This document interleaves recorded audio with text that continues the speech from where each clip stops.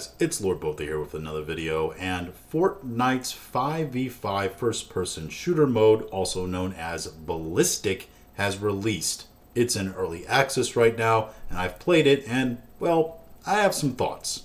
Now, I want to start out by saying I actually like Fortnite.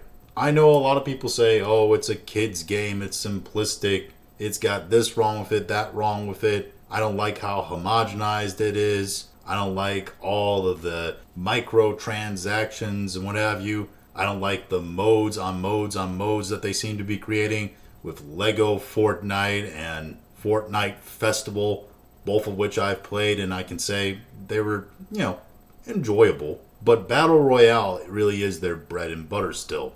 And thankfully, it does have a zero build mode because I'm not messing with the build mode ever. That just looks like pure autism that I don't want to ever contend with. And the reloaded mode is actually pretty fun and pretty fast paced, and I've really enjoyed that especially. But this mode, not so much. First off, I want to say that while I did play this game, it is in early access. It could be subject to a whole bunch of different changes. Even when it releases in full, it will probably be subject to a ton of changes. Because that's what Epic does. They listen to the feedback of their customers, of their players, and they adjust things accordingly. They knew that the OG season of Fortnite, when it came back about a year ago, was one of the most popular boosts for their game in a very long time. And they could have made money hand over fist by recycling that season over and over again. But they decided not to, and they're just making it a permanent mode within the game. And I, for one, am enjoying OG Fortnite, actually. That's really when I got into the game, is when it resurged as OG Fortnite. And I can honestly tell you, it's probably the best experience I had playing Fortnite Battle Royale than any other season that's came after. But as it stands right now, Fortnite's 5v5 first-person shooter mode, also known as Ballistic, is not anything I would say other games like Call of Duty should be worried about. If I was forced to describe this game in one word and one word only, I would describe it as slow. The whole mode feels constantly like you're running through water. And yes, I mean that in its totality as a mode actually playing, but I do mean in the actual movement of characters as well. The running is slow, even the sliding is slow. And I don't mean slow as compared to even other FPSs like Call of Duty or anything like that. I mean slow as compared to other modes in Fortnite. The sprinting and sliding feel slower than they do in actual Battle Royale. The second grief I have with this game is balance. As I was playing a few matches, I noticed that the weapons in it, which by the way, they have a weird system in which you purchase weapons in a purchase section using points currency you earn just through going through the match. You get those points and then you purchase new weapons in the purchase mode before the actual fighting begins. And also you purchase grenades and power-ups and other stuff like that, which is extremely limited right now, probably because it is early access mode. But even then, the weapons and everything else just felt way out of whack in terms of balance.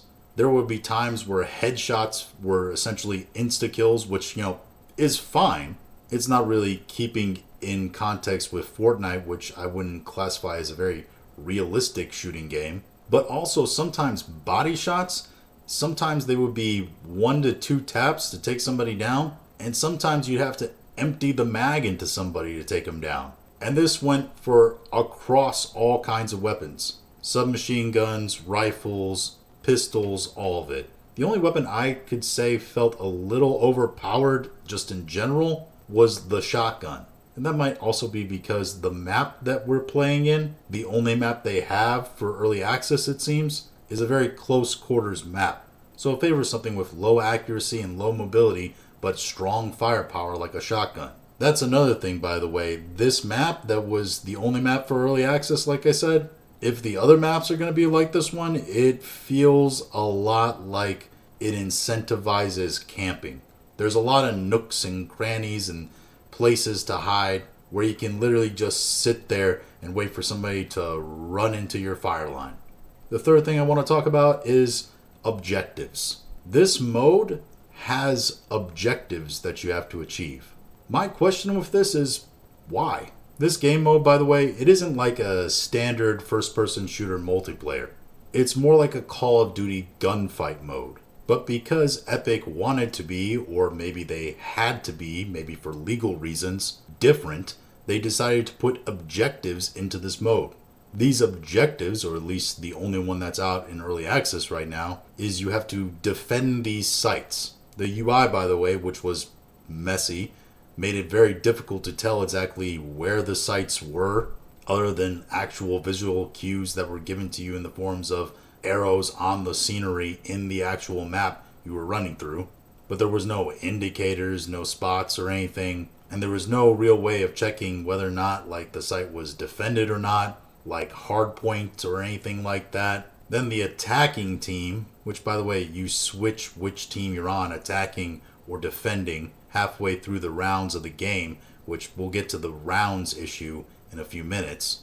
But the attacking team, their job is to plant some device, which I gotta be honest with you, I had no idea how that worked or what we were doing. And I gotta say, most of my teammates at the same time, and maybe this is just because it hasn't been out for a real long time, and I was playing with randos, but most of us weren't really playing objective. We were just trying to eliminate the other team. Because guess what? When you eliminate the other team, whether you plant the device or whatever, you win. If the device goes off or whatever, the attacking team wins no matter how bad down they are. But if you eliminate all the other players on another team, then you win automatically too. So what's the point of the objective? Why don't you just make it elimination? Next issue I had was with the actual rounds of the games themselves. There are 7 rounds to this mode that's released right now. That's potentially 13 rounds if you have 2 teams that are even, that are trading blows 1 for 1.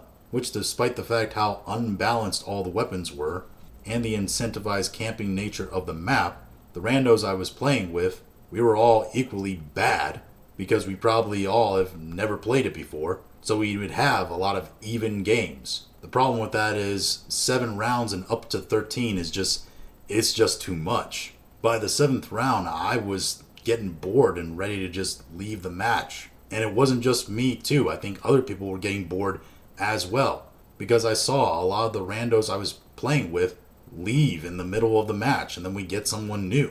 The next issue I had with this is there was a lot of sitting and waiting. Now, like I said before, this mode was a lot more like a Call of Duty gunfight. When you get eliminated, you're just out and you're sitting and waiting. The problem is it didn't have the speed of Call of Duty to it. So like I said, you're just sitting around and waiting, which when you're eliminated and you're just sitting around and waiting for your team to pick up your card, reboot you and whatever, that's fine. But again, Call of Duty and other first-person shooters, they have a certain level of speed that's expected with it, and if you're not matching that, to be quite honest, people are just going to get bored. And I think this was another contributing factor why we saw people in and out of the match the whole time. Next, I just want to say that this game didn't feel like it had any weight to it whatsoever. When you play Call of Duty or any other first-person shooters, and I know I'm comparing this a lot to COD, I know others who have actually compared this game to Counter-Strike. I've never played Counter-Strike personally, so I can't really make those comparisons. But from what I hear, Counter-Strike is not a very casual gamer, normie-centric game. And you want to take a guess at what the typical audience is for Fortnite? Now, if you want to make a mode to try to entice those Counter-Strike players over, I get it from a business standpoint. You recognize, hey, we don't have these kinds of people as our customers yet. Why don't we do something to try to get them to be our customers? The problem is that those kinds of people are regulars to that business. They are regulars to Counter-Strike. You're probably not going to take them away from that game. And as for other people, well, they probably haven't played Counter-Strike, especially the majority of the Fortnite audience. So when they play this, I feel like they're going to be kind of confused and not really impressed with what they've gotten. They're going to be like me, expecting more of a COD experience, when in actuality you've given them something else. It's a bit like starting a car company and not giving us an affordable township family car to start, but just starting off with a supercar. You're not going to do that and expect to be super successful because you're appealing to a more niche audience that already are served by other outlets. But I mean, COD is the standard, right? I mean, that's the McDonald's of first-person shooters. And in it and other first-person shooters, there is a certain level of weight, a certain level of oomph you feel in the game. When you're eliminating people or get eliminated yourself, you feel that kind of stuff. It's generally what makes you have a more emotional reaction to those games. Whether that's positive on really cool eliminations or really negative when you get absolutely trounced over and over again. This Fortnite mode lacked all of that. It wasn't satisfying to eliminate anyone, and it wasn't frustrating to even be eliminated. Other than the fact I knew I was going to have to sit around doing nothing until the rest of my team died or won, and then go through that for like another 7, 8, 9, 10 rounds. Every elimination felt flaccid and without care. And interestingly enough, I would even accept that lack of feeling if it was like a normal first-person shooter multiplayer where you have respawns and you just come back, but it wasn't like that. Now for the positives about the game. Well, it looked good. Everything rendered well. I didn't have any kind of frame rate drops or random glitches or bugs or anything like that. It ran very smooth. The servers worked perfectly. I didn't have problems finding a match or anything. The weapons look and feel good. It's just what they do to the actual, opponents or to you that has no feeling whatsoever. Also, I noticed that the reload on weapons is really fast. A lot faster than other first-person shooters, which was a thing I actually liked. I think first-person shooters, they have a problem where making reloads on weapons way too slow. In all, I will say that the game, again, is in early access, but as it stands right now, this mode is pretty soulless. And at times it feels like it's trying to be too clever for its own good without getting the basics right.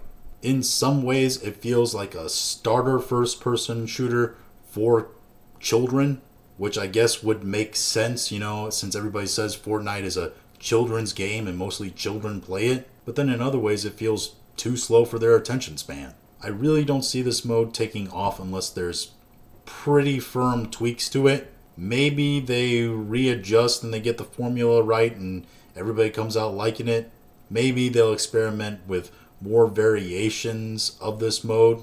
But as it stands right now, if I had to give it a rating, I'd give it like a 3 out of 10. But of course, you can always play it for yourself, see how you like it. If you do and you want to let me know, go ahead and leave it in the comments. If you liked this video, go ahead and like, share, and subscribe. If you didn't like this video, I appreciate you watching all of it, and we'll talk to you again later.